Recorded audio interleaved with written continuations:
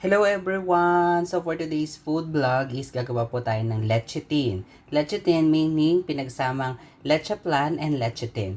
So ang ingredients lang po nito is 2 eggs, 1 teaspoon of vanilla extract, pinch of salt, sugar optional, and then yung ating gulaman mixture and also fresh milk instead of water.